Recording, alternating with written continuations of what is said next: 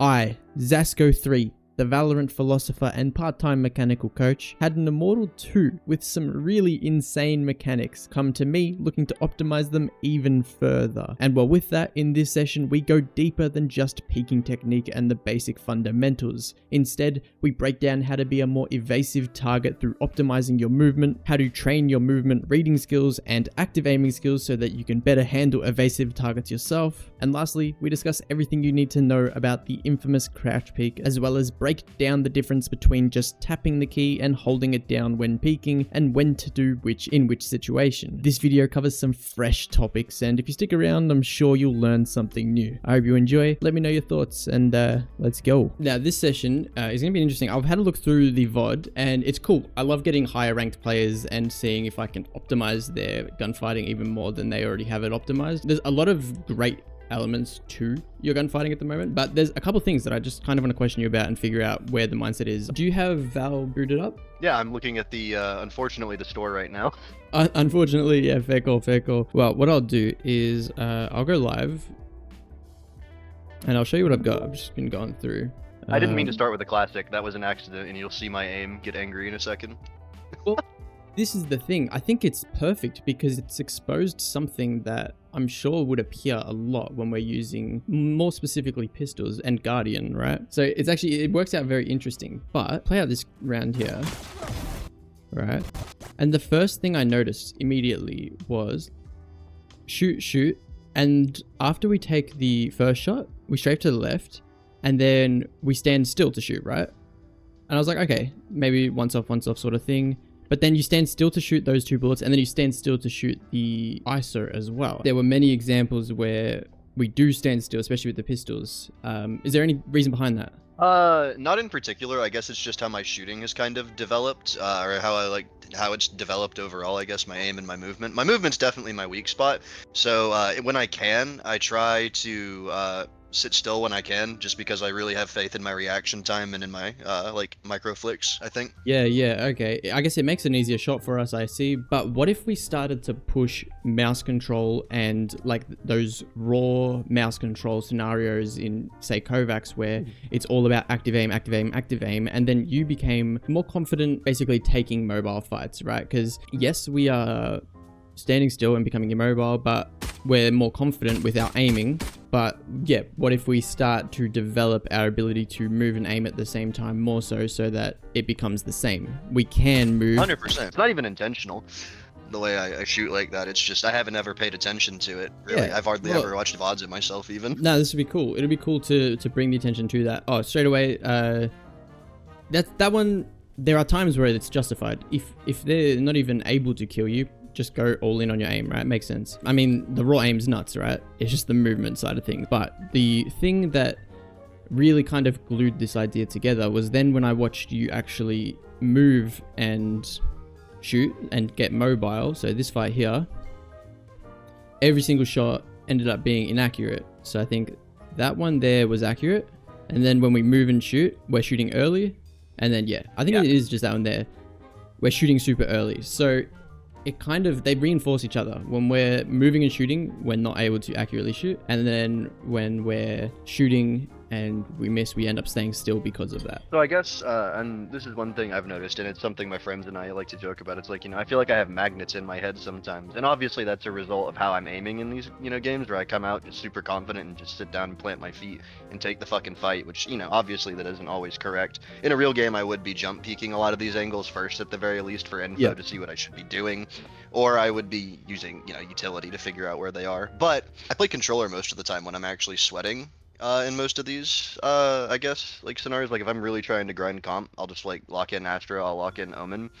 So I guess I've just kind of naturally neglected the movement aspect of the game and really relied on just positioning and game sense to get set up good positions for the shooting. Well, I would say what we don't want to change is how you're going into each fight, because what I really like is that, like, if you were to peek something, you'll peek and then you'll just kill the person, right? That's what we want, right? Is just kill the person and end the fight quickly, especially as a controller. I play Clove. What I want to do is contact space. I want it to be a quick fight. I just want to peek and just kill the person.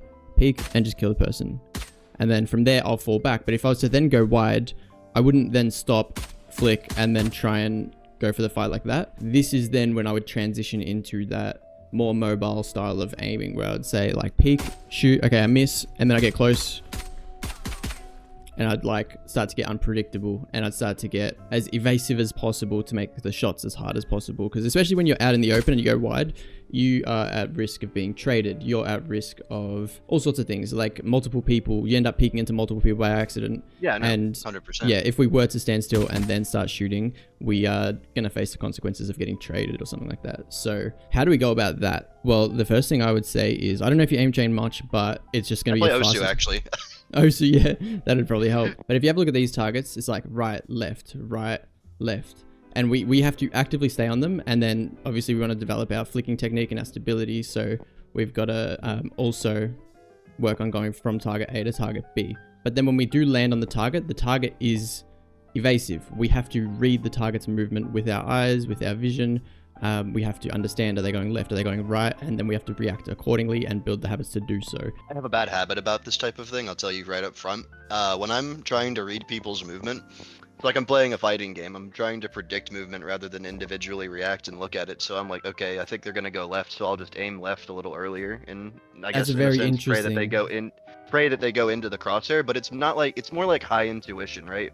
I think movement reading especially could be like an absolute game changer. And I did mark a point in one of the gunfights where you can clearly see when we are moving. Like the raw aim is nuts, unbelievably nuts. But the second we then miss a shot, which I don't know where it would be, maybe here. Oh yeah, it was exactly this clip here. So what you'll see is the head moves to the left, we're shooting to the right of it. Our crosshair then doesn't change, but then we predict again and we shoot.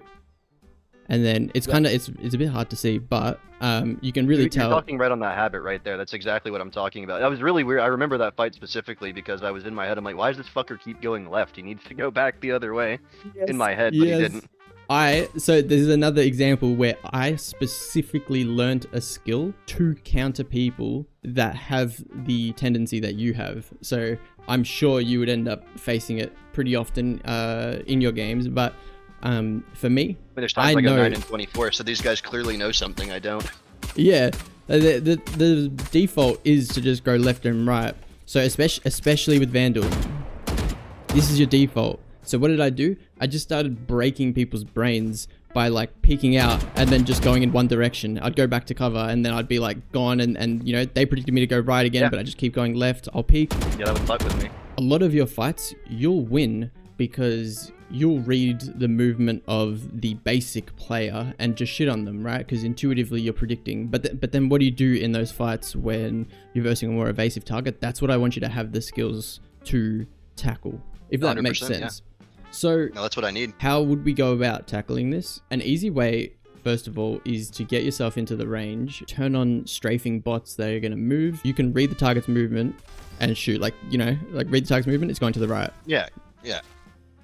There, that was a good example there. Like stare at the target.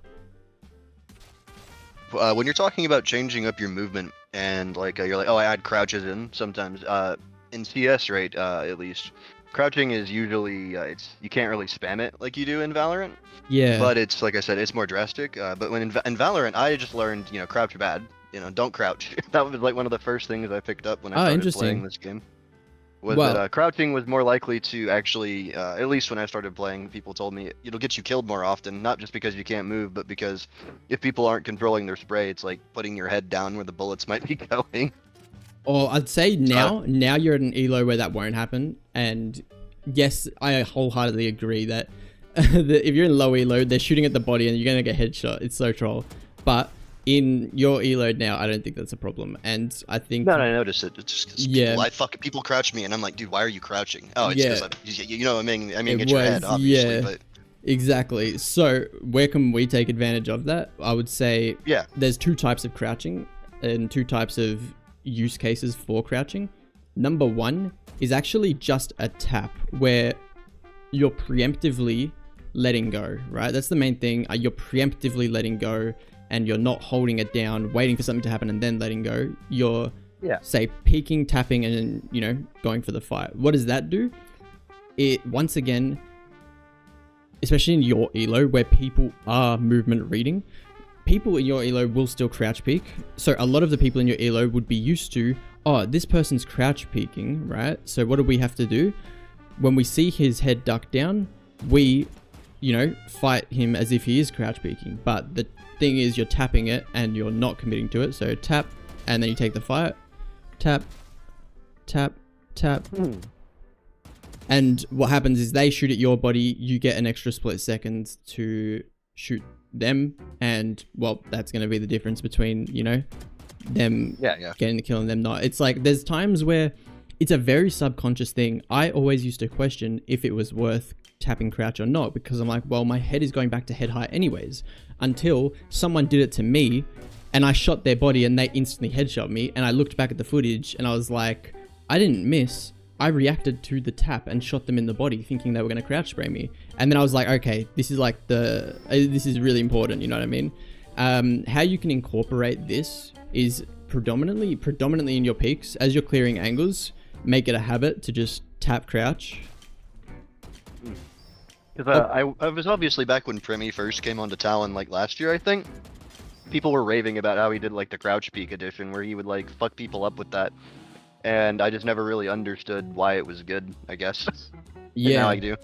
Well, that's thing number one, right? Use case number one. Use case number two is what I call like a heavy hit, right? I kind of got to get in the custom game to show you, but if I was to peek this and instead of tapping it, full commit, you can obviously see visually a big difference because I'm staying down. Yeah. Right? And yes, this is going to inhibit your mobility.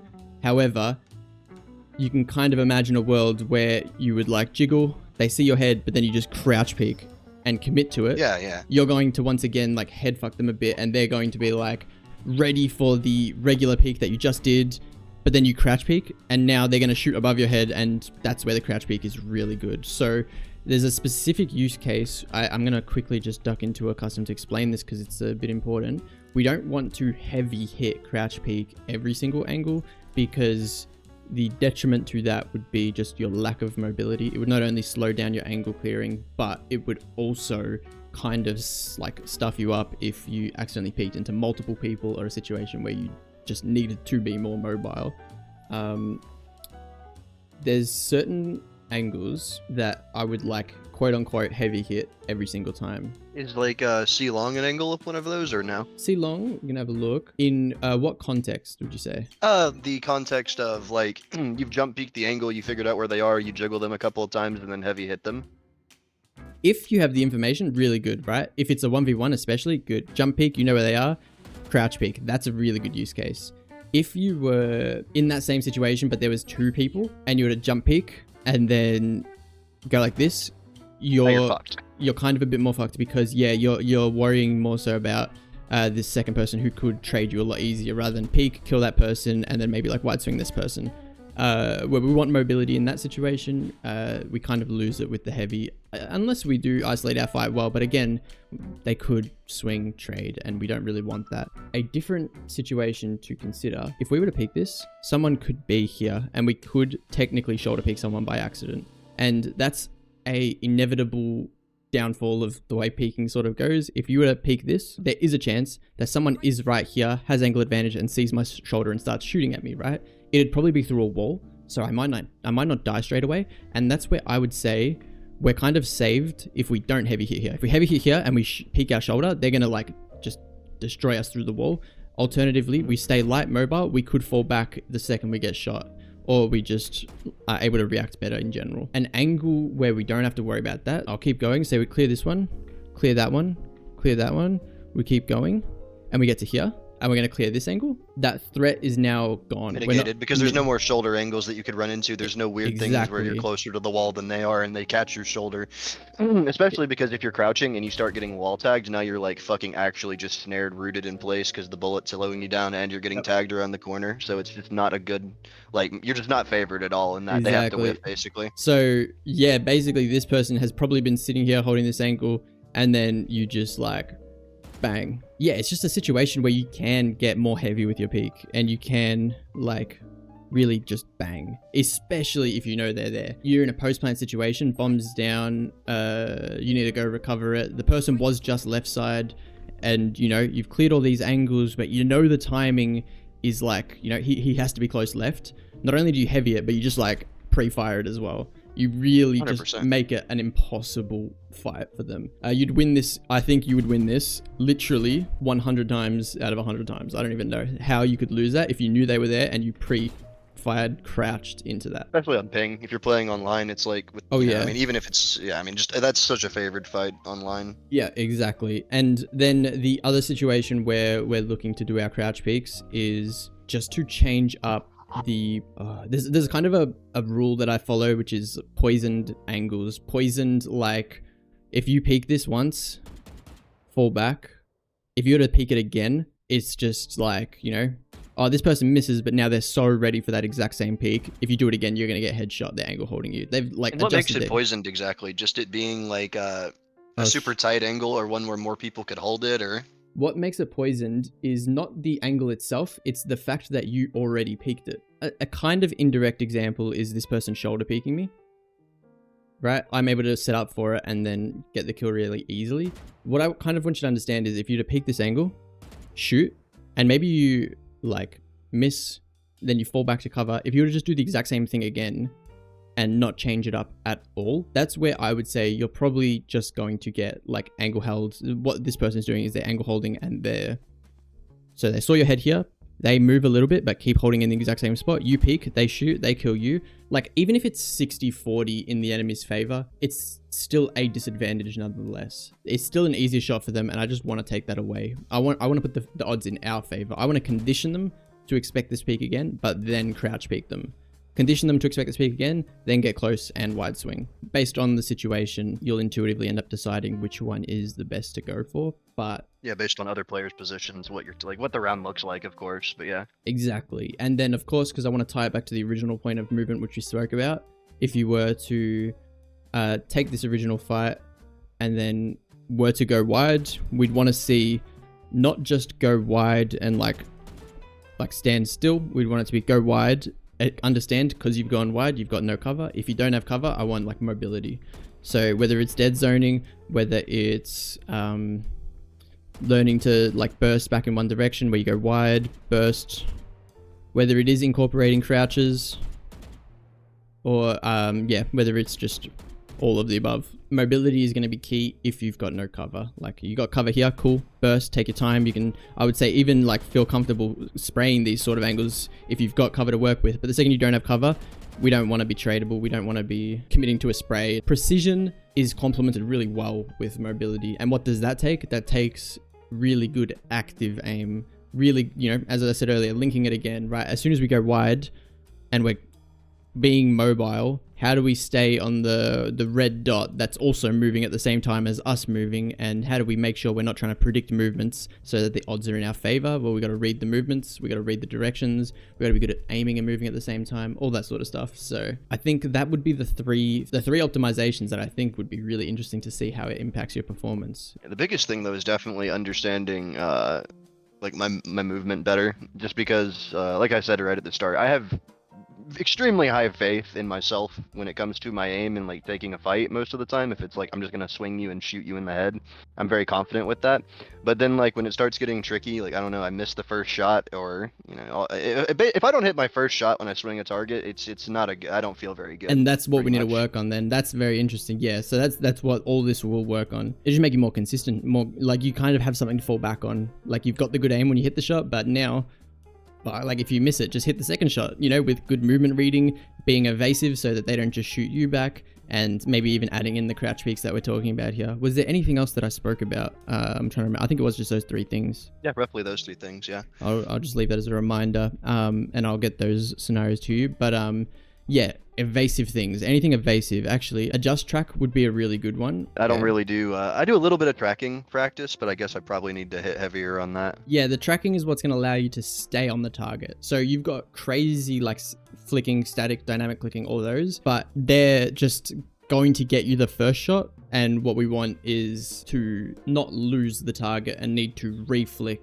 after that. That's kind of the core concept, the core idea. That describes it very well, because I flick to the target. If I aimed left, now it's like the smooth transition back over isn't necessarily the other thing is, it's because when I miss, I feel like I tend to spray, right? Or I don't let go of like maybe I miss the first shot and I'm like, okay, I'll spray into him. But then the transition between the flicking to his head and then trying to like maybe control the spray smoothly or like keep it on top of him, it's just aim transitioning, I guess, is a big problem. In saying that, I've sent you some Yes. scenarios. All of them will push you to actively aim. Even the CineClick Valorant one, you'll see like you can't flick the targets. You've got to be actively tracking, and there's all of them, right? Cine target switch as well. Your target switch tracking, you're staying on these targets that are moving left and right constantly. This is what's going to push you out of your comfort zone and have you start to develop the little weak points that will create some nice optimizations in our gunfights. Yeah, man. I really appreciate it. I'm gonna hit the fucking, I guess, the study board. I'm gonna get to the grinding away on the stuff that actually needs grinding on. That's it. Nah, I'm glad I could help. All the best as well, and no, I'm sure you'll be fine. I think it was just direction that you needed, and now you've got the work ethic to make it happen. So I don't doubt it at all. It'll be good. Easy. All right, I appreciate you. Best of luck.